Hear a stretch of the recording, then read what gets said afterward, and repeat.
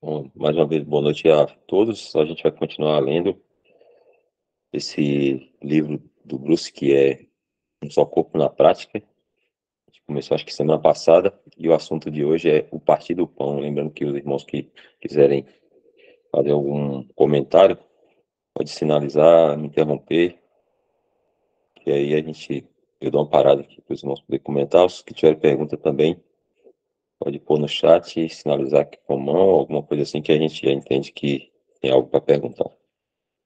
Então, é, mas assim, o partir do pão. O livro é um só corpo na prática. O modo mais simples de nós, crentes, expressarmos que fazemos parte de, abre aspas, um só corpo, é participando do um só pão no partir do pão. Ao participarmos daquele pão na ceia do Senhor, estamos confessando o fato de sermos membros deste um só corpo. Efésios 4:4, depois a gente pode ver essas referências aí. Embora exista um pão sendo comido em cada assembleia, onde quer que os santos forem encontrados na terra, a Escritura considera todas as assembleias como praticantes de um só pão. Paulo disse: Nós, sendo muitos, somos um só pão e um só corpo, porque todos nós participamos do mesmo pão. Também o pão, ele diz, né? O pão que partimos, é o pão que nós partimos. Aqui é a passagem que Paulo fala lá, 1 Coríntios. Essas declarações demonstram que Paulo se incluía com os coríntios e outros cristãos na terra como participantes daquele um só pão, embora na época eles estivessem espalhados por muitas cidades. Isto mostra que ele não estava se referindo a algum grupo isolado de cristãos que procurava expressar sua unidade local como uma assembleia pelo ato de partir o pão. Tratava-se de uma confissão do fato universal de que todos os santos são parte desse um só corpo. As referências ao partir do pão em 1 Coríntios 10, 16 e 17 e 1 Coríntios 11, 24 a 26 trazem algumas diferenças. No capítulo 10, trata-se do ato coletivo do partir do pão. Ali diz, o pão que nós partimos, né? E no capítulo 11, por sua vez, mostra o ato individual do partir do pão. E já se passou um pouquinho, então.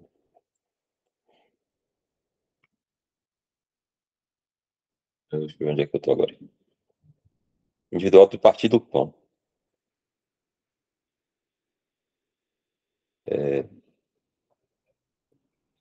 Pão que nós partimos. Ah, não. Perdi aqui, perdão. Mostra o ato individual do partir do pão. Cristo. Ah, não. Ali diz: fazei vós isto. Além disso, o pão, no capítulo 10, simboliza o corpo místico de Cristo, enquanto no capítulo 11, ele simboliza o corpo físico com o qual o Senhor morreu. Note aqui que o seu corpo não foi partido por nós, como traz a versão Almeida Revista e Corrigida, mas simplesmente dado por nós, como aparece na Almeida Revista e Atualizada, pois as Escrituras dizem que nenhum dos seus ossos será quebrado. João 19, 33 e 36. Além disso, o capítulo 10 tem a ver com as associações daqueles que estão à mesa do Senhor, enquanto o capítulo 11 trata da condição pessoal daqueles que partem o pão. Vou dar uma paradinha aqui, talvez alguns não tenham algum comentário que ajude a compreender mais. Se precisar ler mais algum trecho, é só falar que eu leio aqui. A gente podia ver esses versículos também, Efésios 4:4.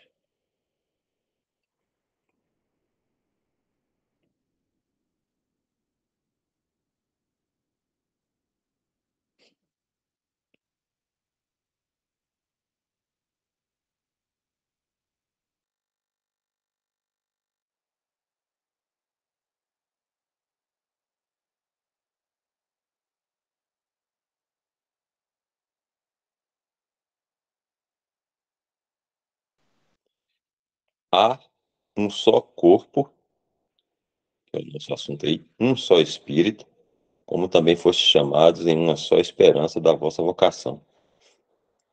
O outro eu acho que é 1 Coríntios, esqueci.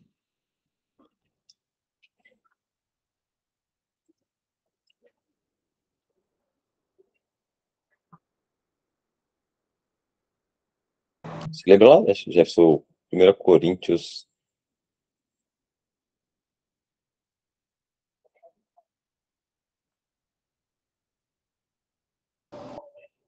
10:17. 1 Coríntios 10:17. Porque nós, sendo muitos, somos um só pão e um só corpo, porque todos participamos do mesmo pão.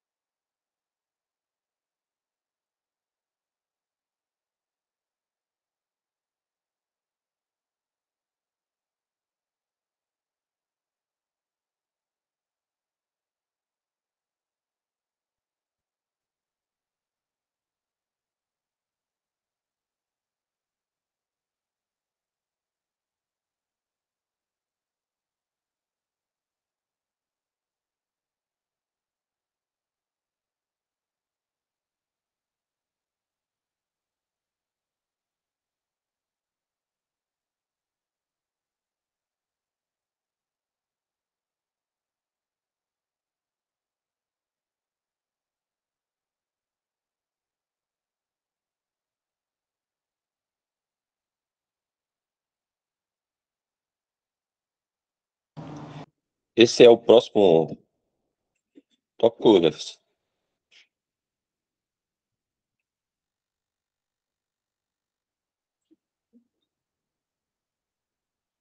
Se os irmãos tiverem algum comentário sobre o primeiro,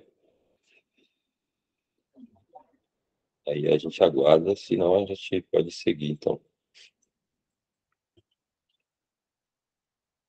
Ou alguma pergunta também, talvez os irmãos não entenderam ali a questão do que o irmão colocou ali sobre corpo coletivamente,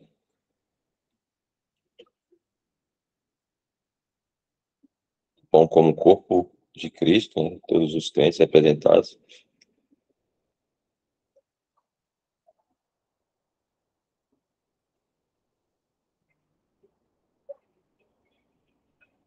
Se tiver alguma pergunta aí, pode ficar à vontade.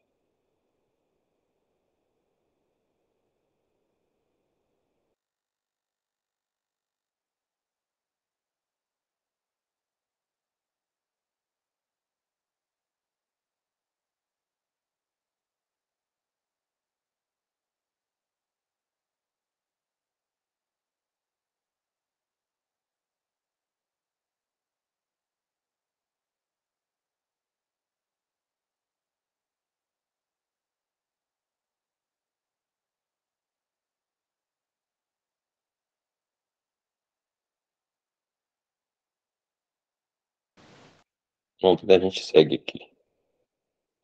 Próximo ponto fala de a ordem na Assembleia. Quando observamos mais de perto a Epístola aos Coríntios, vemos essa verdade apresentada nas circunstâncias práticas da vida da Assembleia. Vemos que Paulo procurava manter a uniformidade de doutrina e prática nas assembleias em todo o mundo.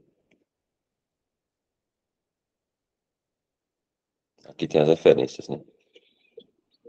Sua grande preocupação era que todas as assembleias andassem juntas e assim tivessem um único e singular testemunho perante o mundo. Quando olhamos para a igreja primitiva, vemos essa unidade na prática. Havia uma só comunhão estabelecida por Deus, à qual todos os crentes eram chamados à comunhão de seu Filho Jesus Cristo, nosso Senhor. 1 Coríntios 1:9. Independentemente de onde estivessem na terra, a igreja primitiva perseverava nessa comunhão. Eles não buscavam outra comunhão. Havia também apenas um conjunto de membros para todos os santos, universalmente ou globalmente, os membros do corpo de Cristo. Paulo podia dizer: pois assim como o corpo humano, é um e tem muitos membros, mas todos os membros do corpo, sendo muitos, são um corpo, assim também é o Cristo. Depois a gente pode ver se essa nota aí de Darby, eu acho. O corpo místico de Cristo. O corpo místico de Cristo. A Escritura desconhece qualquer outro conjunto de membros que não seja o de membros do corpo de Cristo. Não existe na Escritura algo como ser membro de uma assembleia local, ainda que às vezes escutemos pessoas dizendo coisas como todos os membros dessa assembleia local, tal, tal. Havia um padrão de doutrina e prática para todas as assembleias. Paulo dizia: como por toda a parte ensino em cada igreja. Havia, 1 Coríntios 4:17, havia um padrão de conduta comum a todos, independentemente da cultura. Paulo dizia: é o que ordeno em todas as igrejas. Havia uma prática comum de repelo, não conheço essa palavra, conhecer a cabeça na oração ou profecia, expressada pelo uso de coberturas para a cabeça. Nesse sentido, Paulo podia dizer: não temos tal costume, nem as igrejas de Deus. Eles não tinham tal ideia ou costume de que pessoas fariam de outra forma.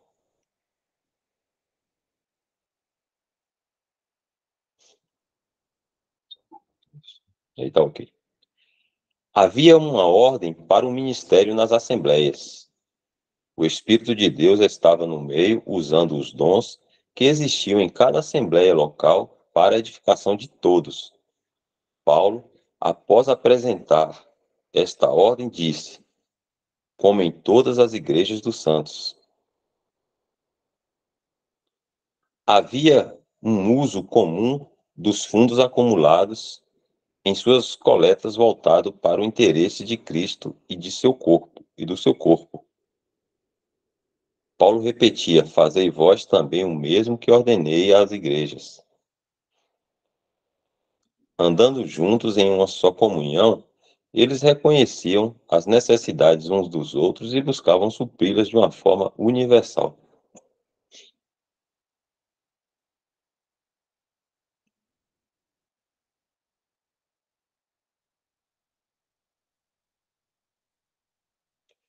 A nota que a gente viu lá em cima fala O termo o Cristo geralmente se refere à união da cabeça no céu com os membros do corpo na terra.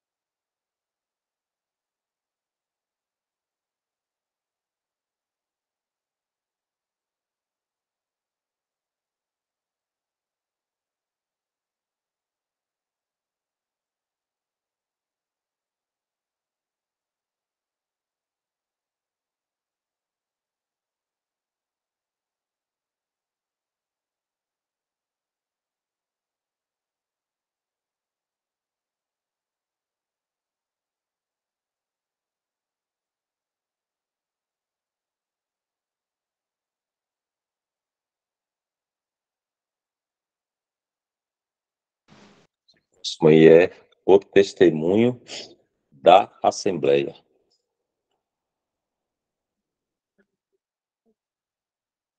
Os coríntios eram a representação local de Cristo naquela comunidade. Na segunda epístola de Paulo aos Coríntios, ele diz: porque já é manifesto que vós sois a carta de Cristo. Note que ele não os chama de as cartas de Cristo, como tantas vezes é citado incorretamente, mas a carta de Cristo no singular. Apesar de seu testemunho coletivo ser formado de muitos indivíduos e de existirem muitas reuniões naquela grande cidade, o grande objetivo daquilo tudo era demonstrar uma singular unidade unificada perante o mundo.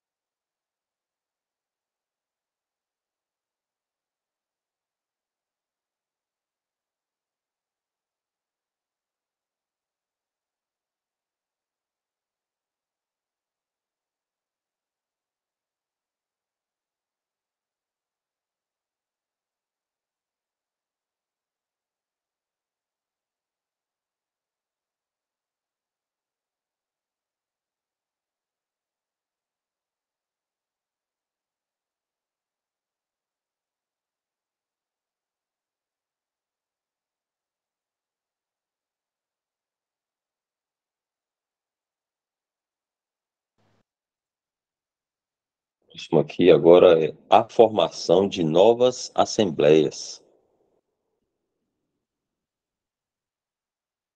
No caso de novos convertidos e da formação de novas assembleias sobre este único terreno de comunhão, vemos que quando o Espírito de Deus começava uma obra em algumas pessoas, ele tinha o cuidado de ligar essas pessoas juntamente a outras no mesmo terreno, de modo que a unidade do Espírito pudesse ser mantida.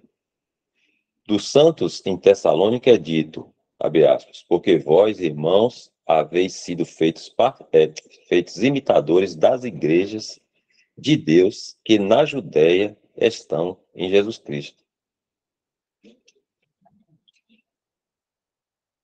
Isto não significa que as assembleias na Judéia fossem mais importantes e que as outras deviam segui-las. Trata-se simplesmente do fato de que o Espírito havia iniciado na Judéia a sua obra de reunir almas ao nome do Senhor Jesus, e à medida que outros eram salvos, eram ligados em uma comunhão prática àquilo que o Espírito de Deus já tinha começado.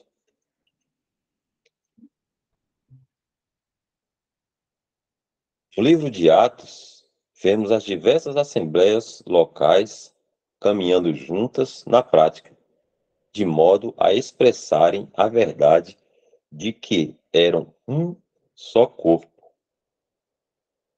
Isto pôde ser visto em Atos 8, de 4 a 24. Muitos em Samaria vieram a crer no Senhor Jesus por intermédio da pregação de Filipe. Todavia, o Espírito de Deus não os considerou como estando no terreno da Assembleia, até que tivessem recebido o Espírito e entrado numa comunhão prática com aqueles que o Espírito já tinha congregado ao nome do Senhor Jesus em Jerusalém. Procurando guardar a unidade do Espírito, 2 representantes desceram de Jerusalém e impuseram suas mãos sobre aqueles em Samaria, uma expressão de comunhão prática, por meio do que o Espírito de Deus se identificou com eles. C. H. Brown disse: Deus não permite que os samaritanos tenham um reconhecimento oficial como pertencentes à igreja ou assembleia, até que o recebessem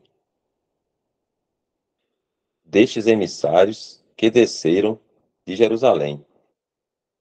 Grande cuidado era que era tomado pelo Espírito de Deus em ligar esses crentes juntamente com aqueles em Jerusalém, de modo que na terra existisse uma só expressão prática do um só corpo, muito embora naquele momento esta verdade ainda não tivesse sido revelada.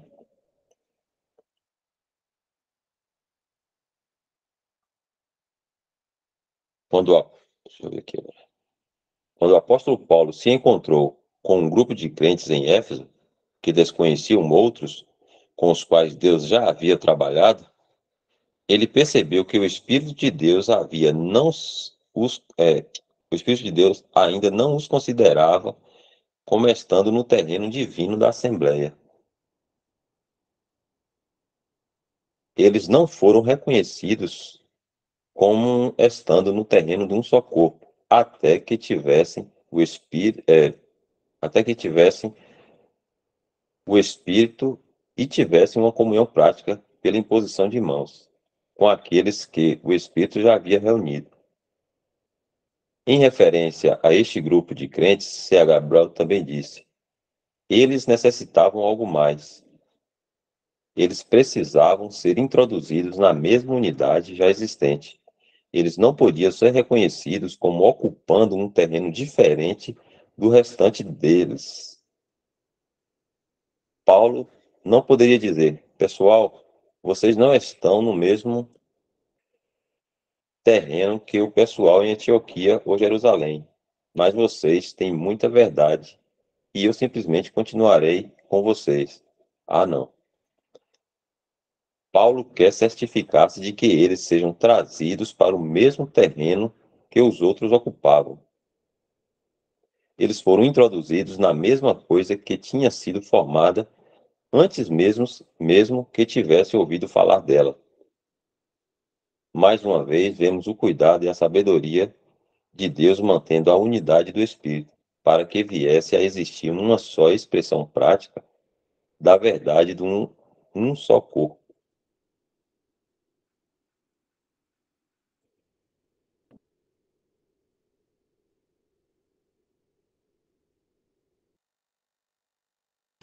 Isto é ilustrado em figura em Esdras 7:10.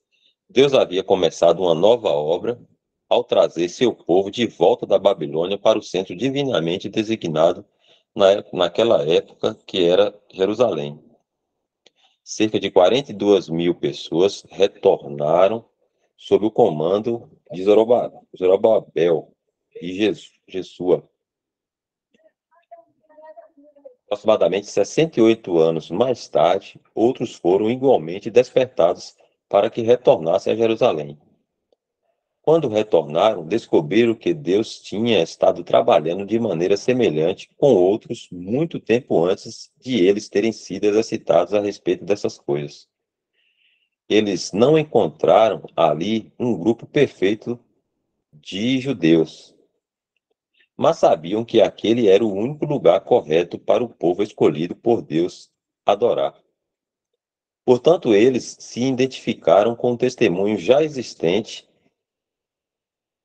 em Jerusalém. Não havia qualquer pensamento de se estabelecer outro centro de reunião separado daquele que já existia ali, pois não era da vontade de Deus que existissem dois grupos independentes de judeus em Jerusalém. É digno de nota que os crentes em Samaria, Antioquia e Éfeso não foram chamados de assembleia ou igreja, até depois de estarem todos ligados juntamente, em uma comunhão prática com os apóstolos e com os irmãos já congregados sobre o terreno da Assembleia. Antes disso, eles eram mencionados meramente como crentes ou discípulos que estavam em uma determinada localidade. Depois de terem sido introduzidos na comunhão com os apóstolos e com os irmãos sobre o terreno da Assembleia, é que os encontramos sendo chamados de Assembleia ou Igreja em tal e tal lugar.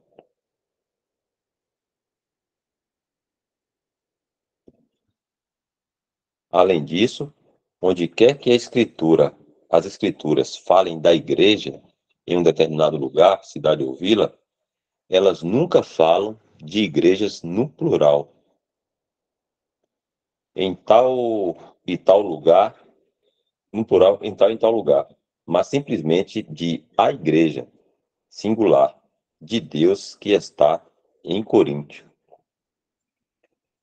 Por exemplo, a igreja de Deus que está em Coríntio, por exemplo, perdão, esqueci um.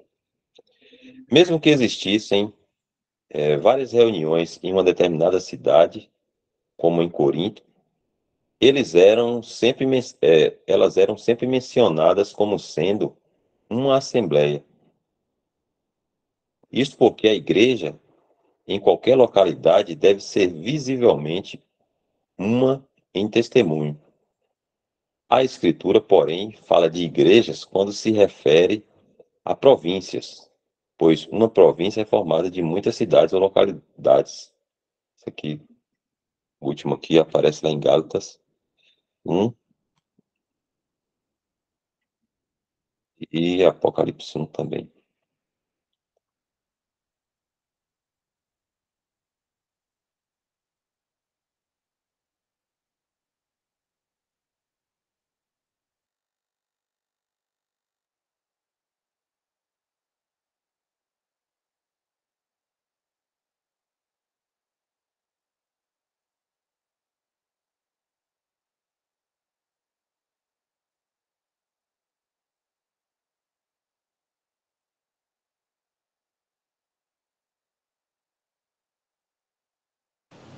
É,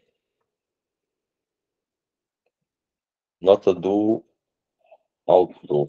É verdade que no nos dois exemplos citados no livro de Atos, as pessoas ainda não tinham o Espírito. Portanto, evidentemente, ainda não estavam sobre um fundamento cristão. Mas, como mostra C.H. Bro, estas passagens nos ensinam um importante princípio do modo como Deus age, no sentido de manter uma expressão prática da verdade do um só corpo. Por meio desses incidentes, somos ensinados pelo Espírito quais são os pensamentos de Deus acerca da unidade do Espírito. Um comentário aqui, uma nota do autor.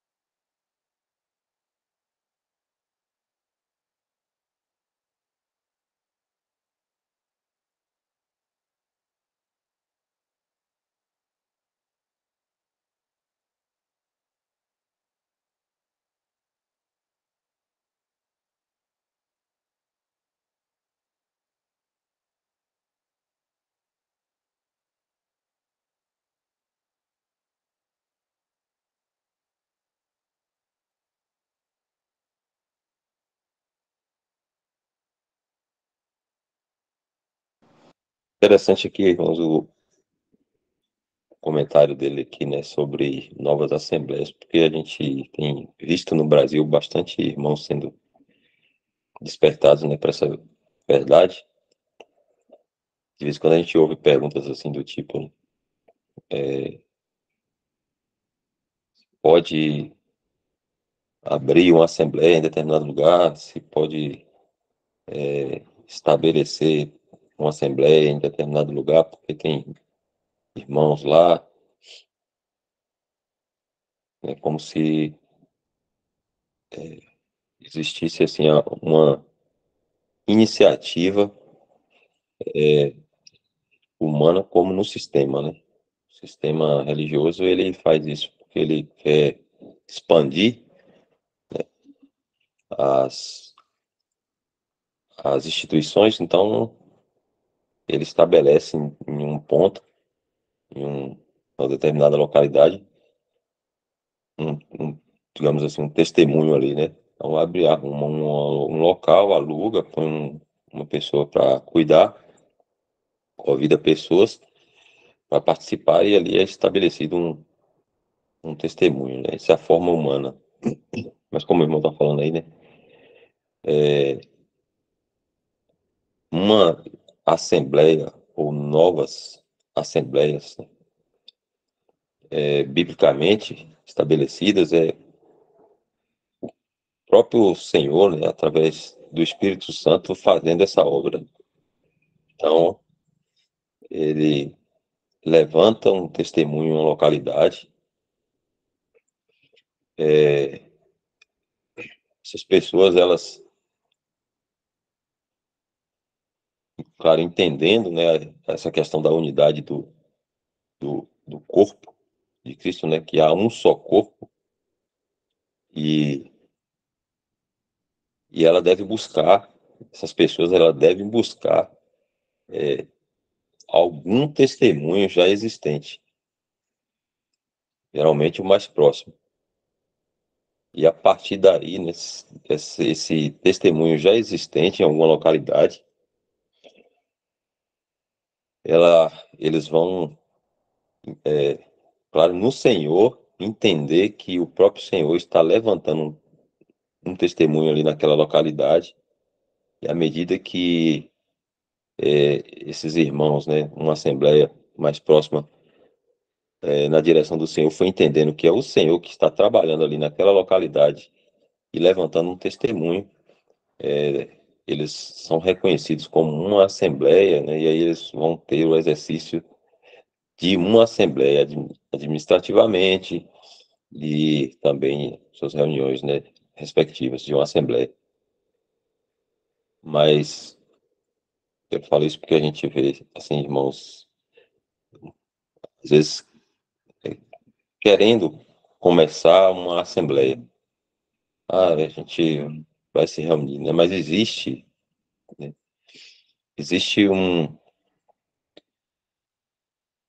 um testemunho. E aí todos devem estar ligados, né, mantendo a unidade do Espírito. E aí, como Paulo fala, acho que é 1 Coríntios 1:10, é para que não houvesse entre eles divisões, todos estivessem sob uma mesma disposição mental, o mesmo parecer, se não me engano, o versículo.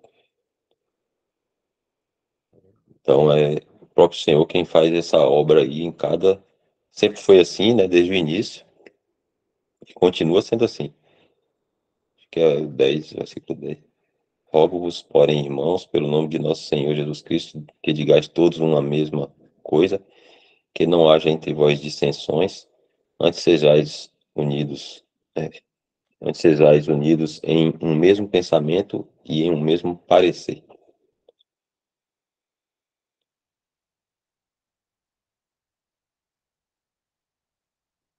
A gente não pode imaginar, se a gente voltar, no primeiro testemunho de Deus na terra, que era Israel, vários, vários templos, um em Jerusalém, um em outra região, um outro em outra região, cada um estabelecendo um sacerdote, cada um fazendo um sacrifício, né? Porque não é o padrão de Deus.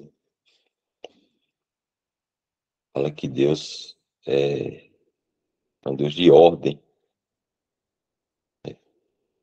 Então há uma ordem.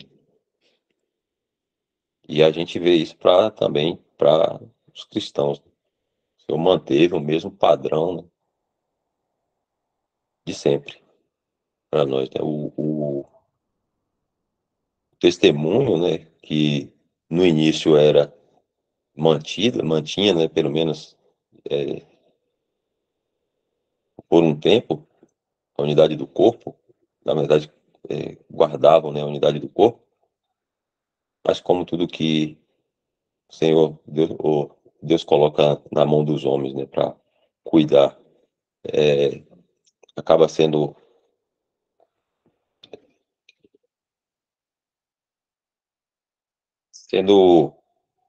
estragado, né? Ele não consegue manter. Aí houve as divisões e agora, quase 2000 anos depois, a gente vê a completa bagunça, né? Porque deixa os princípios da palavra de Deus, deixa a ordem estabelecida por Deus e coloca os próprios interesses, a própria vontade, o próprio pensamento sobre as coisas de Deus, e aí se perde completamente.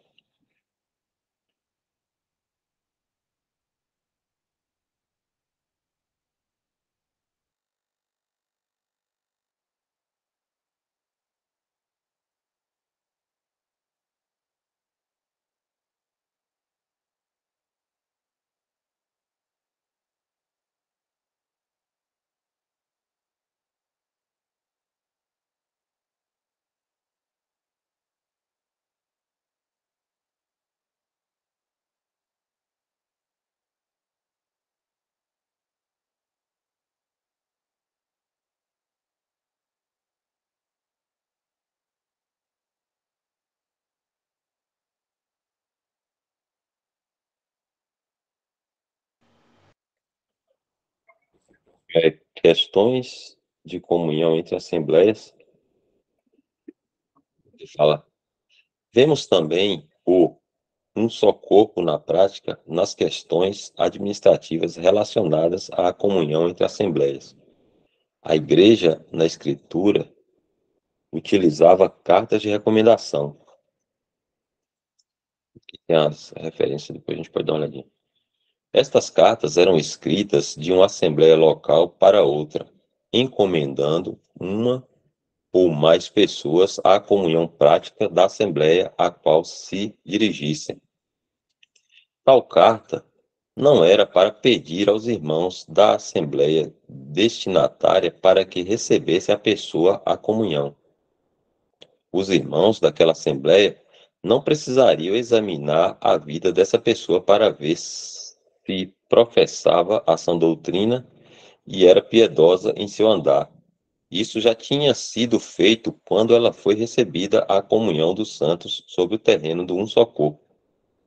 A carta informava que aquela pessoa já estava em comunhão e que a assembleia a qual se dirigia deveria recebê-la como tal.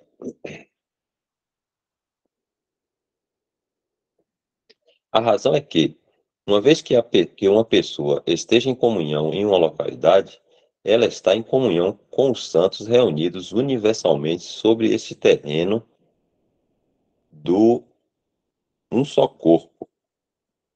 Como já foi mencionado, era feito assim por existir apenas uma comunhão, a comunhão de seu Filho Jesus Cristo, nosso Senhor. Uma vez que todas as questões administrativas concernentes à Assembleia deviam ser resolvidas com base na boca de duas ou três testemunhas, dois ou três irmãos da Assembleia local, de onde a pessoa vinha, assinavam a referida carta.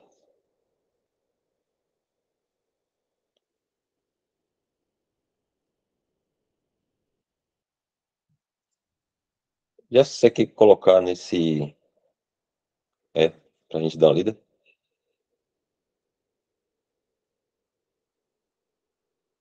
Os 18, 24 e 28.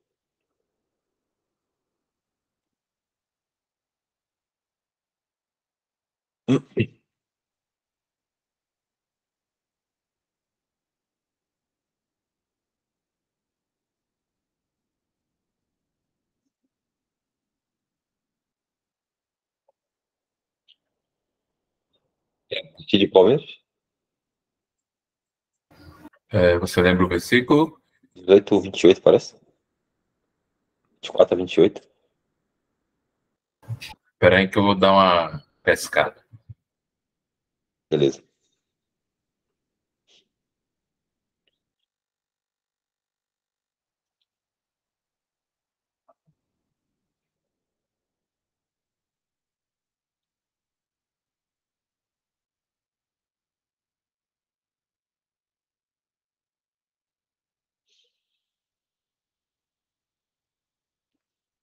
E chegou a Éfeso um certo judeu chamado Apolo, natural de Alexandria, homem eloquente e poderoso nas Escrituras.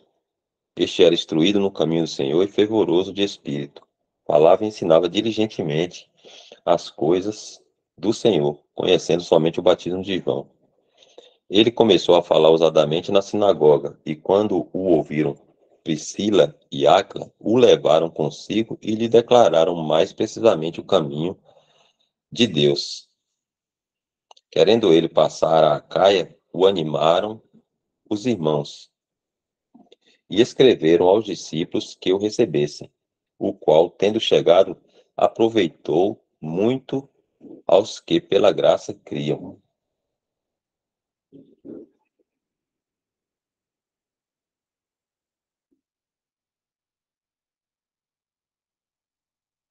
Outra é Romanos 16. Agora Romanos 16, alguma coisa. Dá uma olhadinha para fala de novo isso.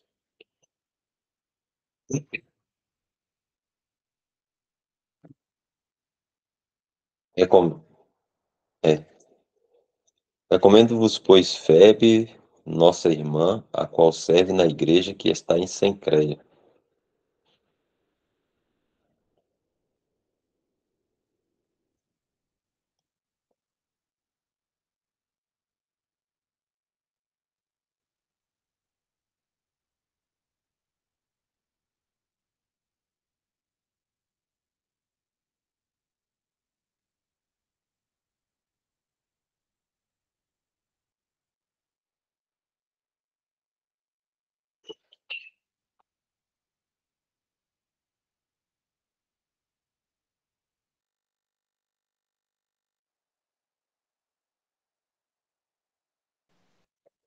Porventura começamos outra vez a louvar-nos a nós mesmos? Ou necessitamos, como alguns, de cartas de recomendação para vós, ou de recomendação de vós? Pois sois a nossa carta, vós sois a nossa carta escrita em nossos corações, conhecida e lida por todos os homens.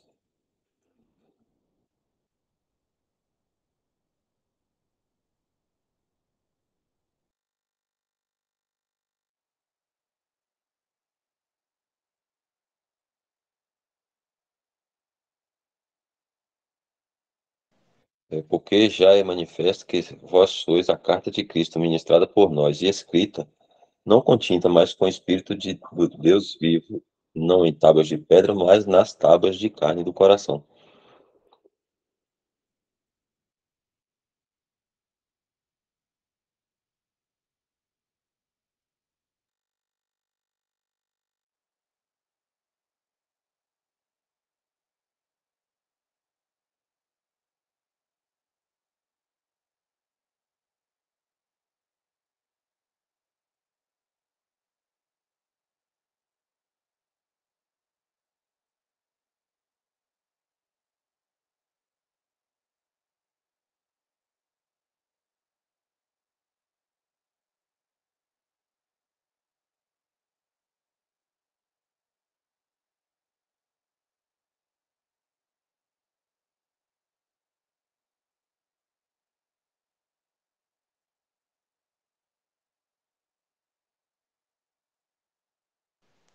Importante esse ponto, né? Porque às vezes, um exemplo, um irmão viaja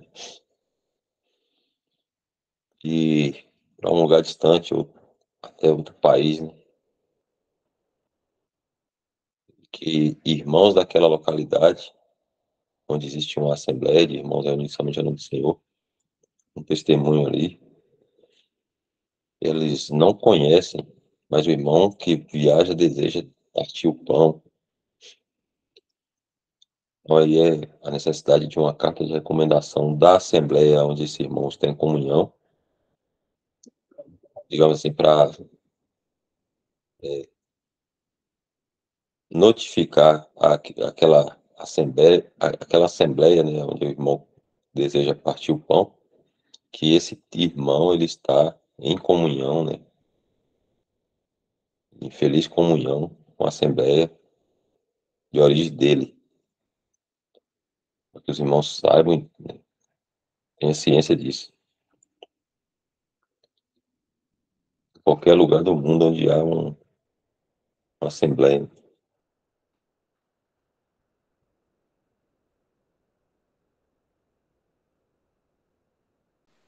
O que também, né, impede de um, um irmão que tenha sido posto fora de comunhão por algum motivo, ele parta o pão em uma outra assembleia. Então, se ele for em uma outra assembleia, partir o pão, né, ele deve levar uma carta de recomendação. Quando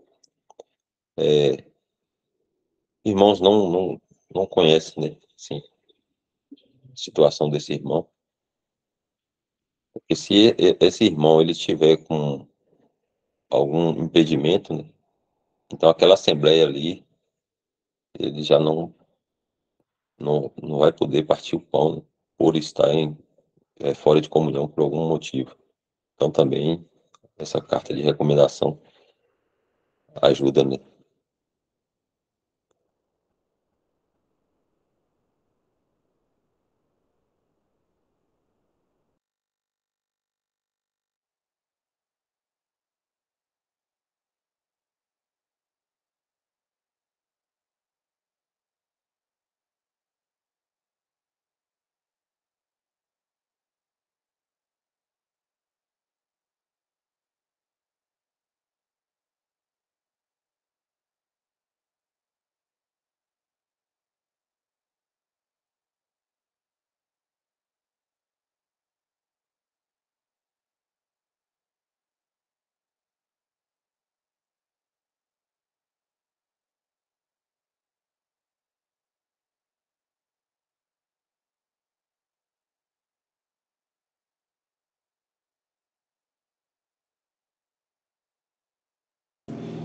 Acho que dá tempo, falta 15 minutos a gente lê esse ainda.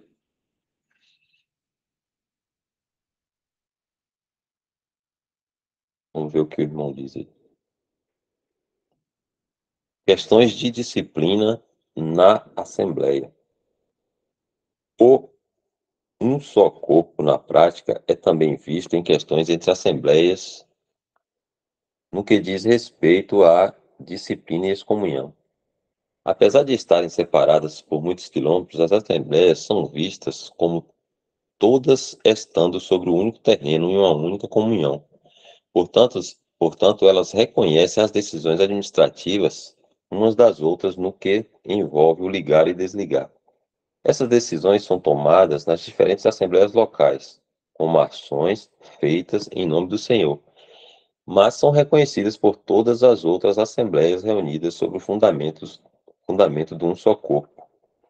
A competência de cada assembleia local de agir em nome de todo o corpo vem do fato de o Senhor estar em seu meio sancionando suas ações. Mateus 18, 18 e 20. Além disso, em 1 Coríntios 12, 27, Paulo indica que a assembleia em Corinto era a representante local do corpo como um todo. A mesma coisa valeria para todas as assembleias locais, independentemente de estarem em Corinto, Éfeso, etc. Isso indica que suas ações administrativas estariam afetando os santos como um todo. Infelizmente, a versão Almeida, Revista Corrigida, diz: vós sois o corpo de Cristo e seus membros em particular. Isto é enganoso e poderia levar alguém a pensar que o corpo de Cristo estava apenas em Corinto, como se eles fossem os únicos no corpo, ou como se cada assembleia local fosse o corpo de Cristo. Evidentemente, o corpo de Cristo engloba todos os cristãos na face da terra. A versão Almeida Revista Atualizada e também a de John Nelson Darby traz: vós sois corpo de Cristo e corpo de Cristo e individualmente desse corpo. Isso transmite com mais precisão o pensamento. Note que Paulo não diz nós, mas vós. Ele está falando sobre a assembleia local em Corinto e, obviamente, eles não eram todo o corpo, mas eram do corpo de Cristo. Isto é, faziam parte do todo. Hamilton Smith ilustra este ponto sugerindo que imaginemos um general dirigindo-se a uma companhia local de soldados com estas palavras: lembre-se, abre aspas, lembre-se de que vocês são guardas Coldstream, tropa de elite da Rainha da Inglaterra. Ele não diria vocês são a guarda Coldstream, pois eles não são todo o regimento. A ausência do artigo "o" na tradução correta de vós sois corpo de Cristo transmite o verdadeiro significado de que os irmãos em Corinto eram a expressão local do corpo de Cristo como um todo. Isso os tornava competentes para agir em nome do corpo como um todo, nas questões administrativas. Se uma assembleia local tomasse uma decisão de desligar alguém da comunhão, o corpo como um todo deveria agir em comunhão com aquela assembleia local e reconhecer sua decisão, de modo que a pessoa desligada seria considerada fora também pelas outras assembleias. Fora também pelas outras assembleias também. E não apenas na localidade onde ela residisse. Vemos isso em 1 Coríntios 5,13, onde a assembleia local em Corinto deveria excluir um homem ímpio, tirando-o de seu meio. Mas em 2 Coríntios 2,6 nos diz que a repreensão ou censura feita pela assembleia em Corinto foi feita por muitos.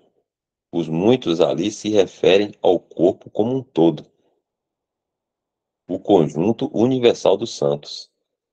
Consequentemente, o ofensor passa a sentir uma repreensão mais ampla que apenas a de sua assembleia local. Não dizemos que o homem em questão realmente foi a outras localidades e sentiu a repreensão delas, mas que a execução da ação é expressa universalmente pelo corpo como um todo. Se uma pessoa fosse afastada da comunhão em uma localidade em particular, ela era considerada fora de comunhão em todo lugar na terra, porque o que é feito em nome do Senhor em uma localidade. Deixa eu subir aqui. Só um pouco, por favor, gente.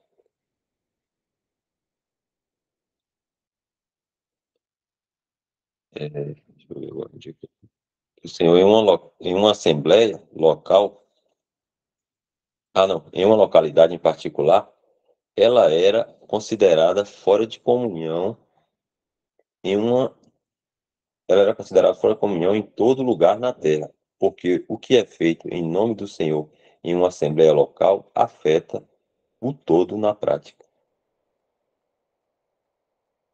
Em Mateus 18, encontramos isso nas palavras do próprio Senhor. Quando uma assembleia local toma uma decisão de ligar, ele diz: tudo o que ligardes na terra. Ele não especificou onde na terra, porque as ações da assembleia não se limitam a nenhuma localidade. Embora uma decisão possa ser tomada em uma determinada localidade, ela é tomada em nome do corpo como um todo e é ligada em toda a terra. Não existe na Escritura uma decisão de ligar que se aplique apenas a uma determinada localidade. Neste versículo, o Senhor está simplesmente dizendo que, se a Assembleia tomar uma decisão em seu nome, ele o reconhecerá.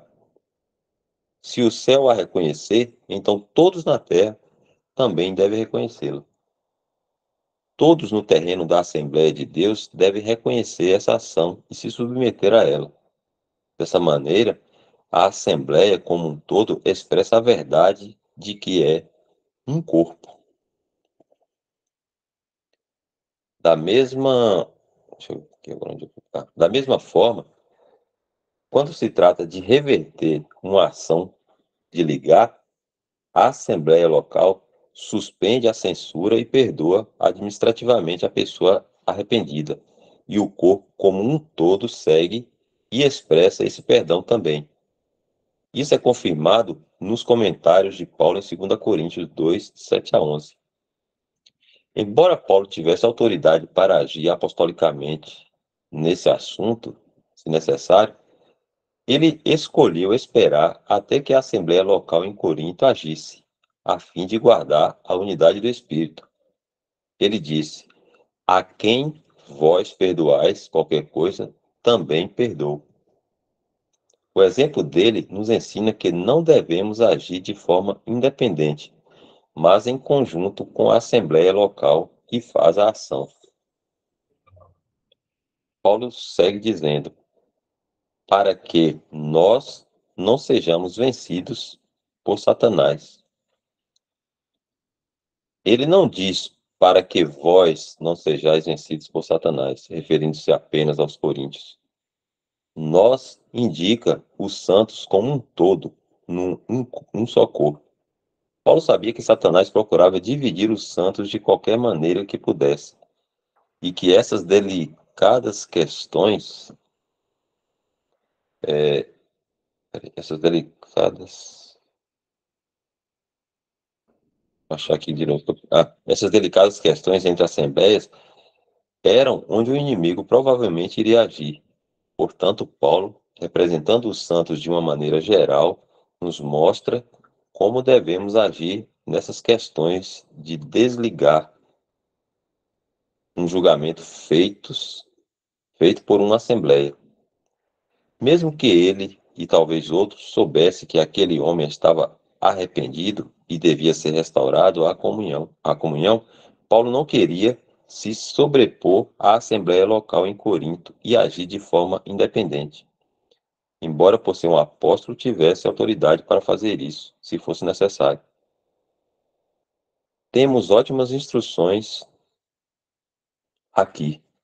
Aprendemos com isso que a Assembleia Local, onde é feita a ação de um julgamento de ligar, deve agir primeiro suspendendo essa censura, e que os santos de outras localidades devem se submeter a ela e agir com eles como um corpo. Irmãos de outras assembleias poderiam compartilhar seus exercícios com os coríntios, conforme ilustrado pelo apóstolo Paulo, encorajando-os a receber o homem arrependido.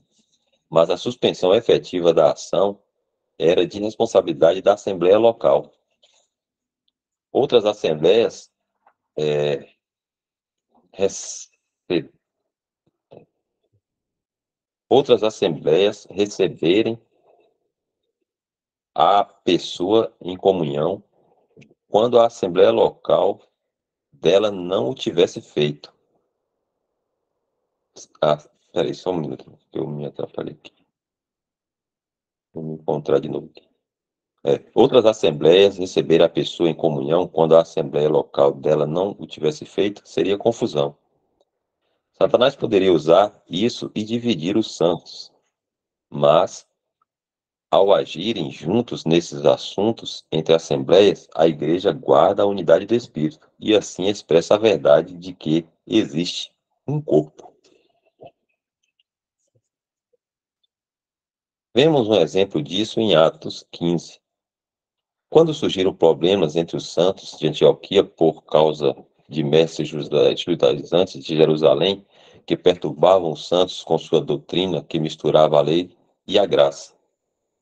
Mais uma vez, aprendemos algumas lições valiosas de como Deus gostaria que lidássemos com os problemas entre assembleias.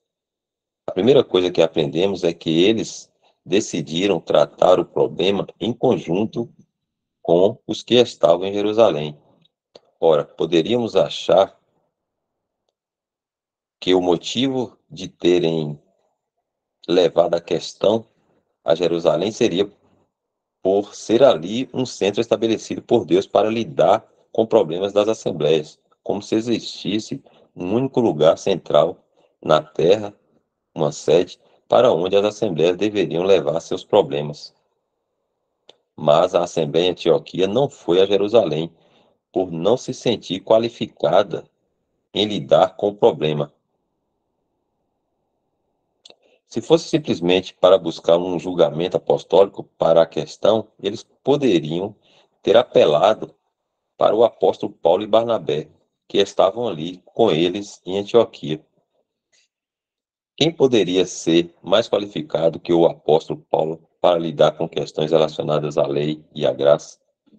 Se, por um lado, é verdade que eles davam valor ao discernimento dos apóstolos e líderes que estavam em Jerusalém, e desejassem saber a opinião deles relacionada àquela questão, por outro, existia uma razão mais profunda para eles levarem um problema até lá. Era para guardar a unidade do Espírito no vínculo da paz. O fato é que mestres judaizantes que estavam perturbando os santos em Antioquia tinham saído de Jerusalém. Portanto, para evitar que a unidade prática entre as duas assembleias fosse rompida, os irmãos em Antioquia não queriam lidar com o problema de forma independente, mas preferiram levá-lo à sua origem. Isso mostra que a Escritura não apoia a ideia de assembleias agindo de maneira autônoma. E isto também nos ensina que, quando pessoas de uma determinada assembleia local visitam outra assembleia e agem erradamente ali, ao ponto de isso exigir correção ou ação disciplinar, a assembleia não deve agir de forma independente, executando uma ação de ligar.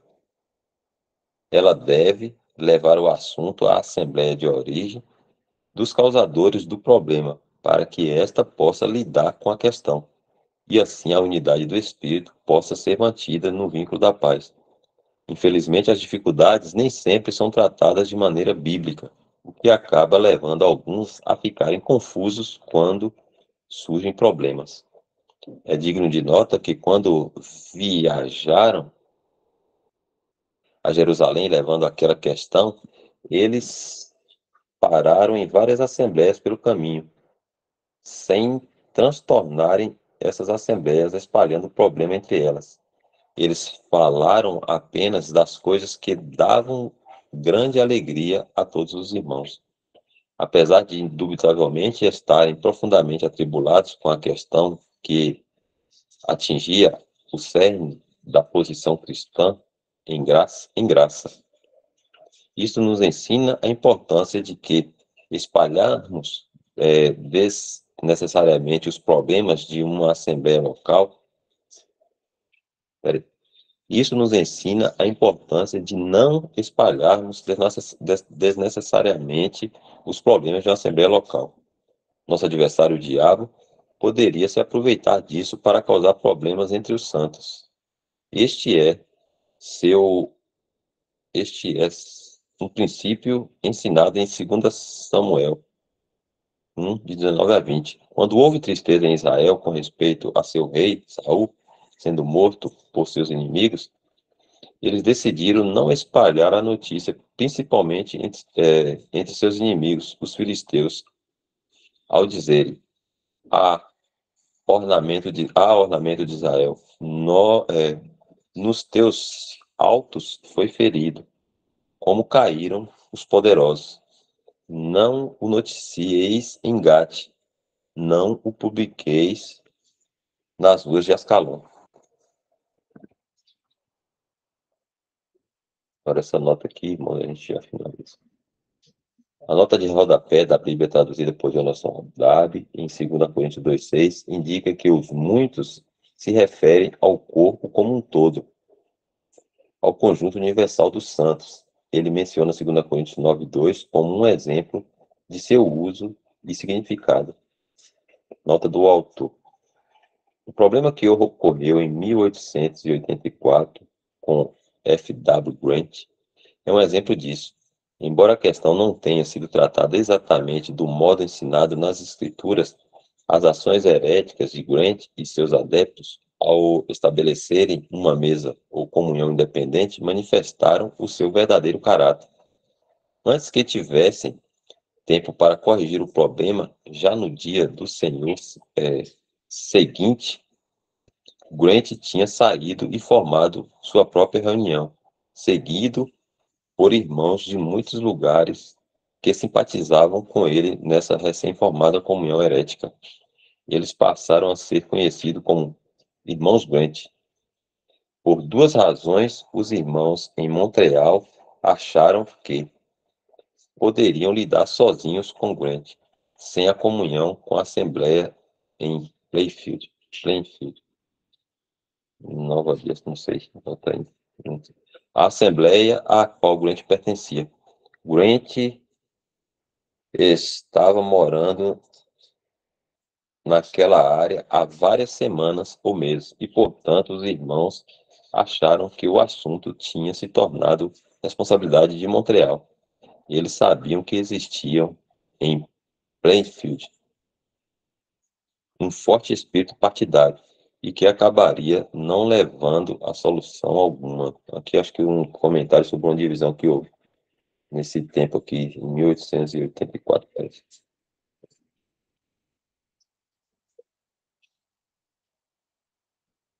Então, a gente chegou aqui esse último tópico que a gente leu, né, hoje, são 9h34, essa questões de disciplina na Assembleia.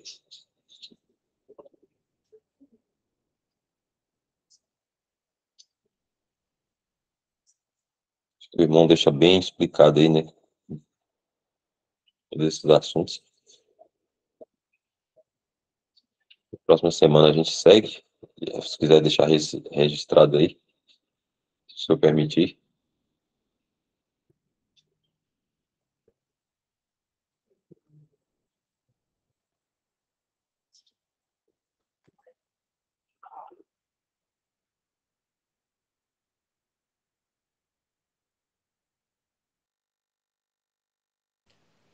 Aí a gente já entra no capítulo 2, a ruína na cristandade e o testemunho remanescente.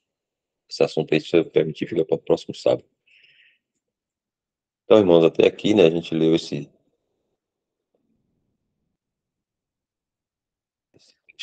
livro, né? Seu Corpo na Prática. Vou pedir a Adriana para tirar a gravação e aí a gente pode dar graças e finalizar.